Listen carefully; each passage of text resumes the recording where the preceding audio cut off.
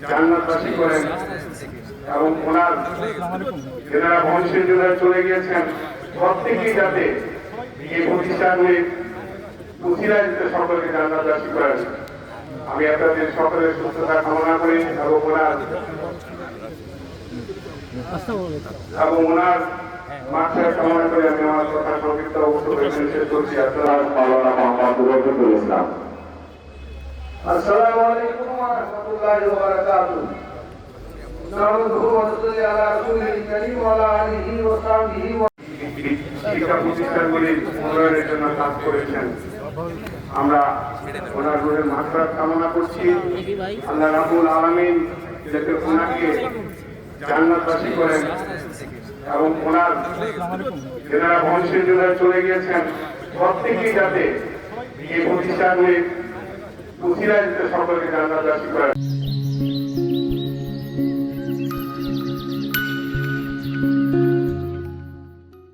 এখানে বয়স্ক মানুষ কারা আছেন? 50-এর উপরে অনেক আছে আছেন? স্যার। আমার সামনে আছেন। 71 সাল মনে আছেন? বাড়িঘর চলে যাও, ছেড়ে চলে যেতে হয়েছিল, মনে আছে? হ্যাঁ, কেন?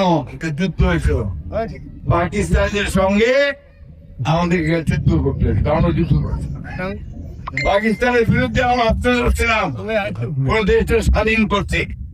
এই স্বাধীনটা আমরা করেছি বন্ধুগণ। এটা অন্যরকম পরে দিয়ে যায়নি হবে। আমরা আমাদের দেশ ছেড়ে মাটি ছেড়ে কোথাও যাবো না। আমরা আমাদের অধিকারকে প্রতিষ্ঠা করতে চাই। কিন্তু তারা আজকে আপনাদের গাড়ির পাল্লা নিয়ে আপনাদের সামনে আসতেছে ভোট চাওয়ার জন্য। ওরা কিন্তু সেদিন এই স্বাধীনতার বিরোধীরা পক্ষে ছিল না, বিপক্ষে ছিল। এবং আপনাদের যে বাড়িঘর ছেড়ে চলে যেতে হয়েছে, ওই সময় আপনার বাড়িঘর লুঠো করা হয়। ঠিক কিনা বন্ধুরা, মা বোনেরা, আমাদের এইবার মুখে যেন সঠিক সিদ্ধান্ত নেই। আমরা যেন ধানের শীষে ভোট দিয়ে এই যারা আমরা স্বাধীনতার পক্ষে কথা বলি, যারা আমরা ফ্যামিলি কার্ডের কথা বলি, যারা আমরা কৃষি কার্ডের কথা বলি, স্বাস্থ্য কার্ডের কথা বলি, আইন শৃঙ্খলা রক্ষার কথা বলি, শিক্ষার কথা বলি, স্বাস্থ্যের কথা বলি, তাদের হাতকে শক্তিশালী করলে ইনশাআল্লাহ দেশ আগামী 12 বছর ভালো। বয়স এখন আমাদের, আমি চাই এটাই আপনার এখন শেষ নির্বাচন। আপনার দয়া করে আমাকে যদি ভোট দেন, তাহলে আমি বিশেষ হয়ে আপনাদের এলাকার জন্য কাজ করছি। আপনার এখানে সিদ্ধার হাত থেকে গামলে পড়া পর্যন্ত রাস্তা পকা করার দাবি আছে। এটা অলরেডি আমরা কাজ শুরু করছি। হয়ে গেছে, ইনশাআল্লাহ এটা আমরা এই রাস্তা হয়ে যাবে। এই মন্দিরের প্রতিযোগ্য টাকা দেওয়া হয়।